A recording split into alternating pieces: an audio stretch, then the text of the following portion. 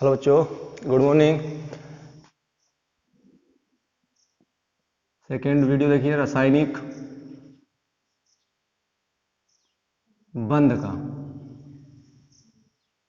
रासायनिक बंध या बंध, जो भी बोलना चाहो। केमिकल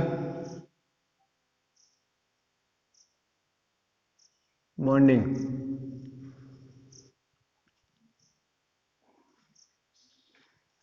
केमिकल बॉन्डिंग समझिए। देखिए, उस दिन मैंने आपको वैलेंसी मतलब संयोजी को संयोजी इलेक्ट्रॉन बताए थे आपको। आज जो है हमारा टॉपिक वो है हेडिंग है संयुक्ता का इलेक्ट्रॉनिक सिद्धांत। संयोजकता का इलेक्ट्रॉनिक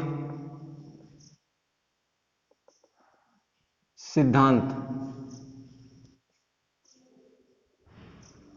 संयुक्ता का इलेक्ट्रॉनिक सिद्धांत, ठीक है।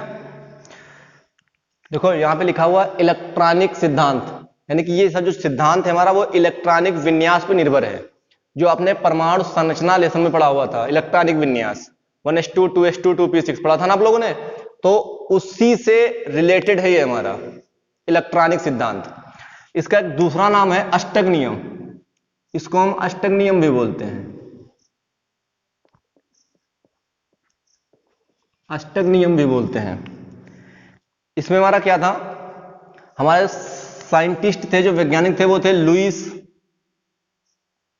और कोसेल ने मिलकर जो है 1916 ईस्वी में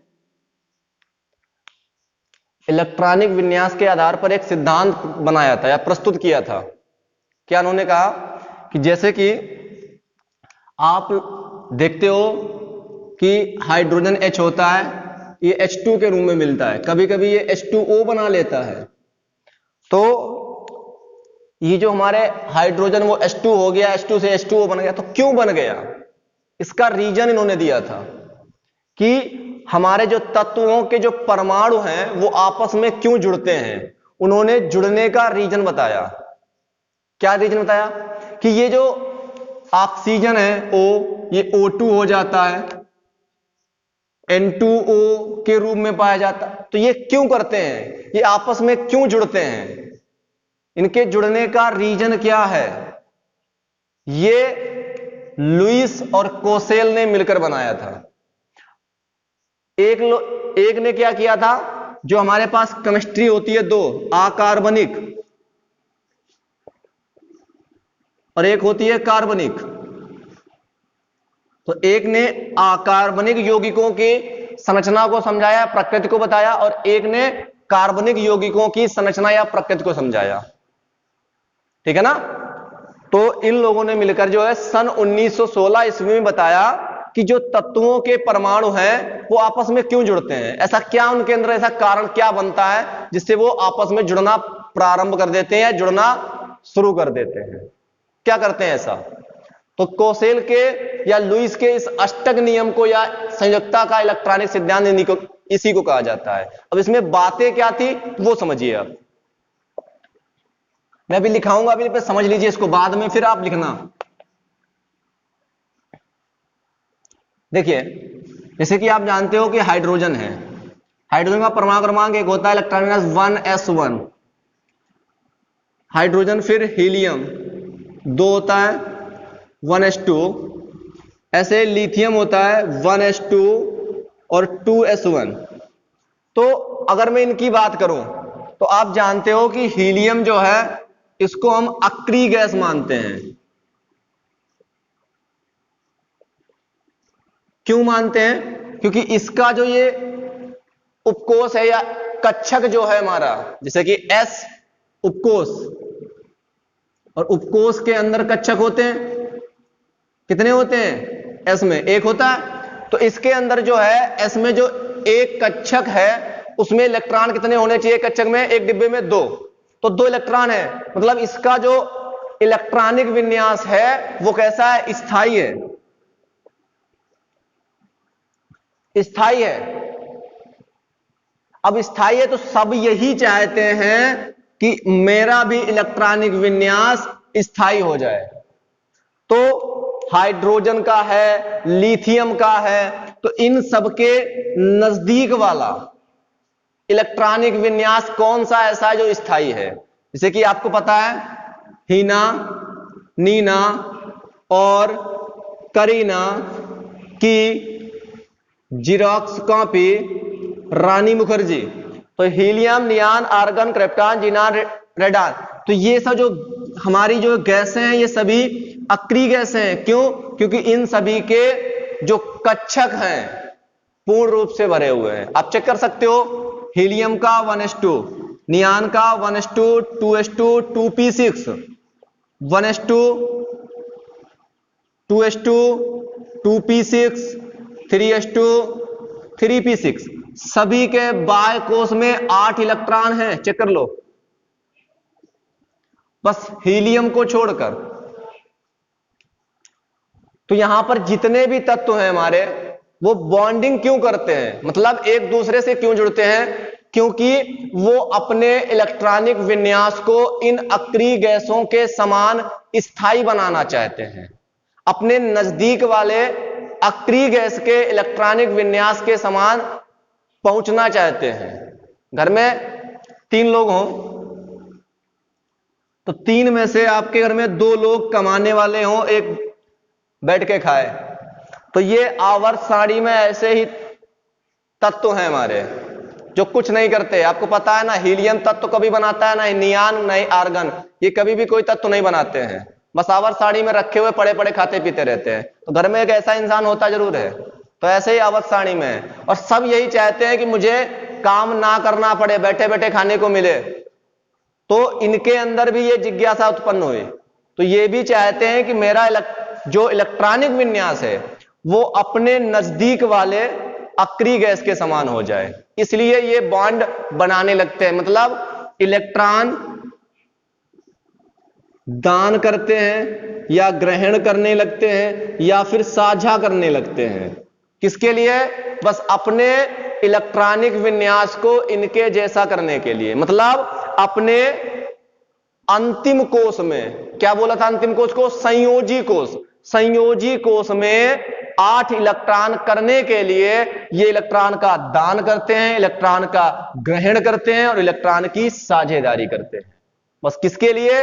अपने बाह्य कोश में या संयोजी कोश में 8 इलेक्ट्रॉन करने के लिए, कि 8 इलेक्ट्रॉन हो जाएं तो मैं किसी काम का नहीं।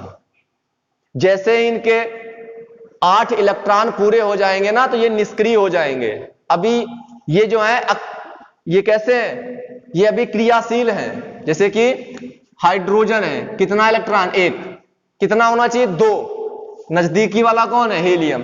तो ये हीलियम के समान होना चाहता है कि मेरे पास में 2 इलेक्ट्रॉन हो जाए तो मैं हीलियम के समान हो जाऊंगा, मतलब मेरे किसी के साथ में कोई अपक्रिया करनी नहीं पड़ेगी। आपने देखा है H2O बना देखा है? कभी हीलियम का नहीं बना देखा होगा कि ऐसे कोई कंपाउंड बनता हो, नहीं बना हो। क्यों? क्योंकि इसका अष्टक पूरा है, ना इलेक्ट्रॉन देता है और ना ही लेता है, मतलब ना ही दान करेगा, ना ग्रहण करेगा, ना ही साझा करेगा हीलियम। तो ये था कोसेल और लुईस का अष्टक नियम, संयोजकता का इलेक्ट्रॉनिक सिद्धांत, इसी को कहा उन्होंने। ठीक है, बोले इसमें? चलिए लिखिए, लिखो। सन 1916 ईस्वी में, सन 1916 ईस्वी में कोसेल व लुईस ने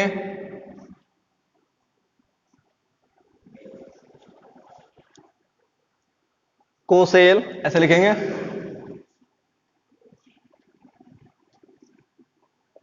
व लुईस ने संयोजकता का इलेक्ट्रॉनिक सिद्धांत प्रस्तुत किया।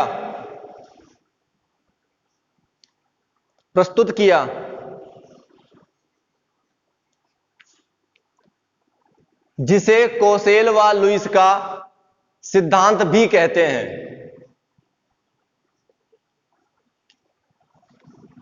हो गया? आगे लिखिए। कोसेल ने अकार्बनिक यौगिकों कोसेल ने अकार्बनिक यौगिकों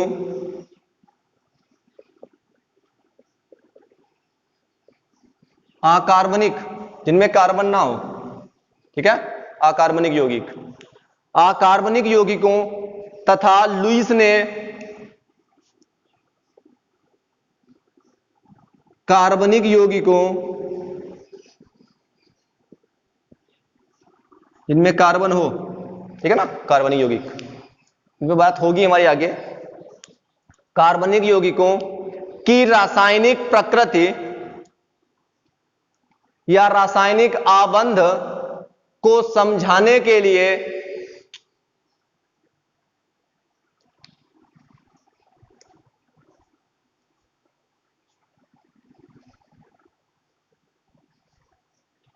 संयोजकता का इलेक्ट्रॉनिक सिद्धांत प्रस्तुत किया। इस सिद्धांत के अनुसार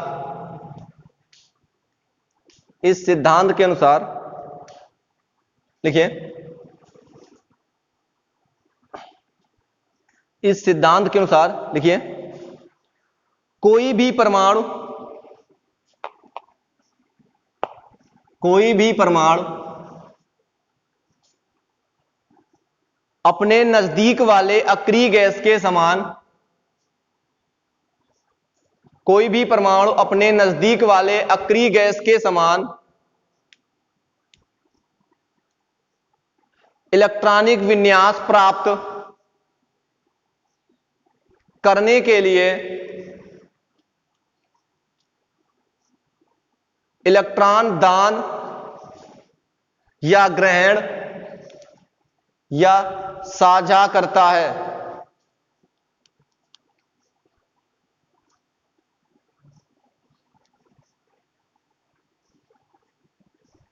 नई लाइन से, कोई भी परमाणु अपने संयोजी कोष में 8 इलेक्ट्रॉन प्राप्त कर स्थायी हो जाता है।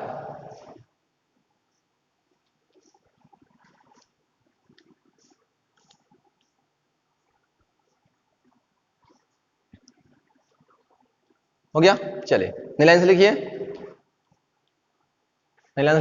पॉइंट बना के ले लीजिए। देखिए नंबर 1, किसी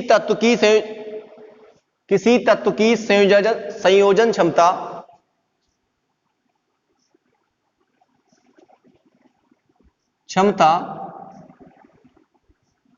किसी तत्व की संयोजन क्षमता उस तत्व के बाह्य कोश में उपस्थित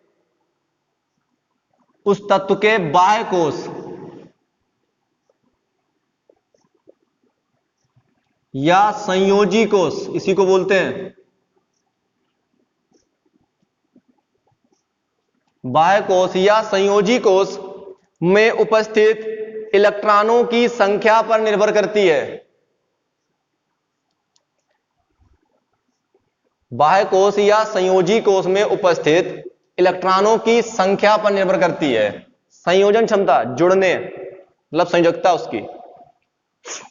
नंबर 2,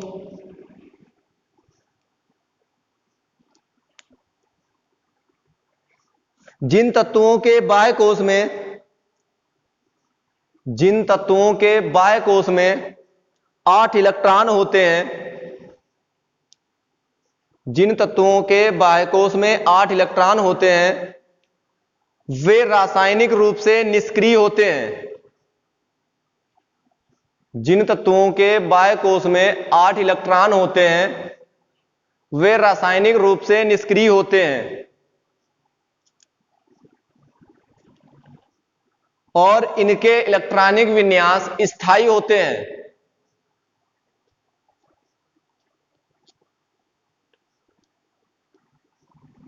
और इस विन्यास को अष्टक विन्यास भी कहते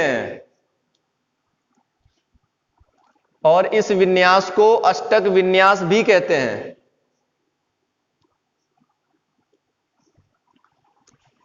3 नंबर लिखिए।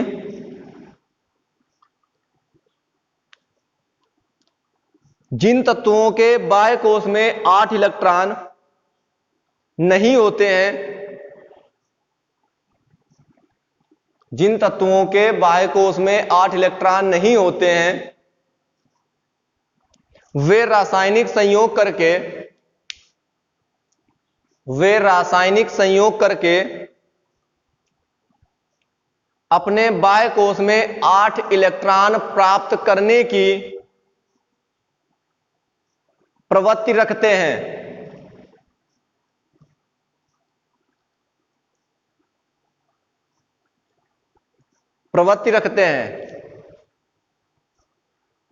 अगला नंबर लिखिए।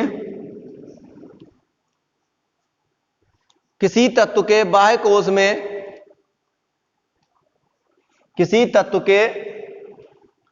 कोश में 8 इलेक्ट्रॉन प्राप्त करने की प्रवृत्ति को अष्टक नियम कहते हैं।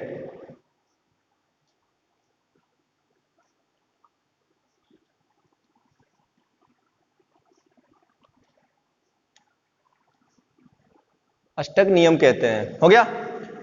अब नोट बना के लिख लीजिए, एक पॉइंट नोट बना के लिख लीजिए, थोड़ा नीचे उसके नोट बना के लिख लीजिए। एक पॉइंट सा है, देखिए। हीलियम के निकटतम तत्व हाइड्रोजन, लिथियम, बेरिलियम को छोड़कर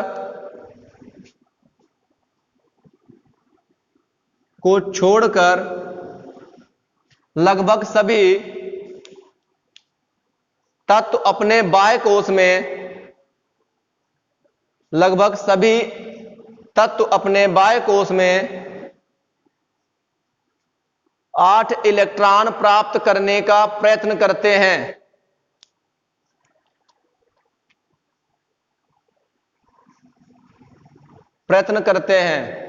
अर्थात अपने निकटतम अक्रिय गैस जैसा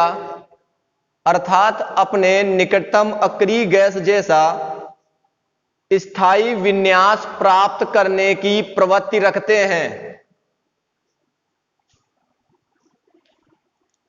अर्थात अपने निकटतम अक्रिय गैस जैसा स्थायी विन्यास प्राप्त करने की प्रवृत्ति रखते हैं।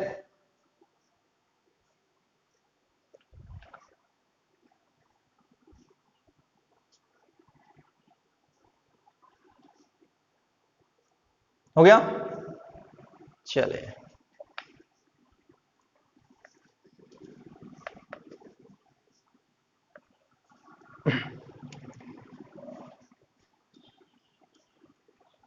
पॉइंट आया। संयोजी कोष पे हमारी बात होगी, अच्छे समझना। संयोजी कोष को मैंने क्या बोला था? बाह्य कोष। तो जैसे कि नाइट्रोजन 7 1s2 2s2 2p3। अब देखिए यहां पे ये दूसरी कक्षा हमारी दूसरा कोष स्टार्ट हो चुका है। मतलब यहां पे जो नाइट्रोजन में होगा न्यूक्लियस पहला, दूसरा, ये बाह्य कोष है, ये बाह्य कोष है। और जो बाह्य कोष होगा उसी को बोलते हैं संयोजी कोष। और संयोजी कोष में जो इलेक्ट्रॉन होते हैं उनको बोलते हैं संयोजी इलेक्ट्रॉन। और संयोजी इलेक्ट्रॉन जो है वो रासायनिक बंध बनाने में भाग लेते हैं। समझिए पॉइंट को पहले। बाह्य कोष यानी कि संयोजी कोष, संयोजी कोष में उपस्थित इलेक्ट्रॉन संयोजी इलेक्ट्रॉन, और संयोजी इलेक्ट्रॉन ही रासायनिक बंध बनाने में भाग लेते हैं और कोई नहीं। जैसे कि यहां पर ये हमारा है संयोजी कोष,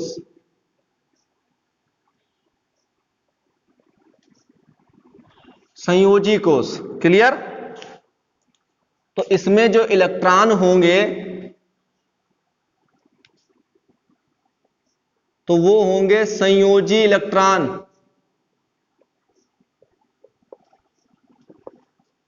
तो संयोजी इलेक्ट्रॉन कितने चेक करो, देखो बेटा, 2 और 3 5, टोटल 5 इलेक्ट्रॉन है संयोजी। ये नहीं आंतरिक कोष है, बाह्य कोष की बात हो रही है, और बाह्य कोष को संयोजी कोष बोलते हैं। तो दूसरी कक्षक जो है वो संयोजी कोष है। इसमें इलेक्ट्रॉन कितने हैं? 5। तो 5 इलेक्ट्रॉन भाग लेंगे बंध बनाने में नाइट्रोजन के। ऐसे ही ऑक्सीजन 1s2 2s2 2p4, ये हमारा क्या है? संयोजी कोष। इतना पता चल गया, बाह्य कोष है यानी कि संयोजी कोष। अब इलेक्ट्रॉन निकालो, संयोजी इलेक्ट्रॉन ज्ञात करो। कितने हैं? 4 और 2 6, टोटल 6 इलेक्ट्रॉन है। संयोजी इलेक्ट्रॉन कितने हैं ऑक्सीजन में? 6 हैं। अब ये 6 इलेक्ट्रॉन बंध बनाने में भाग लेंगे। ऐसे ही फ्लोरीन 9 1s2 2s2 2p5, ये हमारा संयोजी कोष हो गया। तो इसमें संयोजी इलेक्ट्रॉन कितने हुए? निकालो। 5 2 7, 7 इलेक्ट्रॉन हमारे संयोजी इलेक्ट्रॉन इसमें है। ऐसे ही सोडियम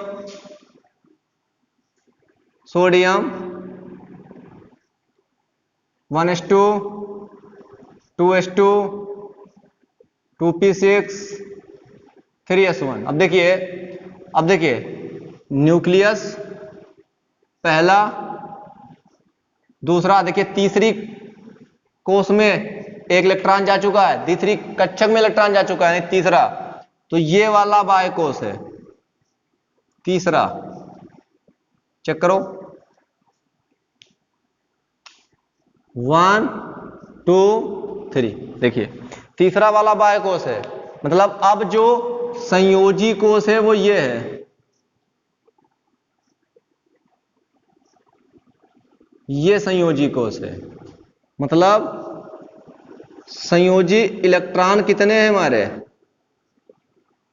कितना? एक बंध बनाएगा ये। इसमें एक इलेक्ट्रॉन है कि एक इलेक्ट्रॉन भाग लेगा। Magnesium 1s2 2s2 2p6 3s2, यहां पे कौन सा संयोजी कोष है हमारा? ये। तो संयोजी इलेक्ट्रॉन कितने हैं इसमें? चेक कर लो, 2। ये इसलिए बता रहा हूं क्योंकि इसके बाद में जो टॉपिक पढ़ाऊंगा वो इसी पे बेस है हमारा, संयोजी कोष पे। तो अगर संयोजी कोष नहीं आता है तो आप आगे की कुछ बातें नहीं कर पाओगे, ठीक है ना। तो जो मैंने पढ़ाया है आपको, ये आपका कंप्लीट होना चाहिए, ठीक है। इसके बाद में अगला जो क्लास में लूंगा वो इसी से रिलेटेड है, ठीक है ना। धन्यवाद।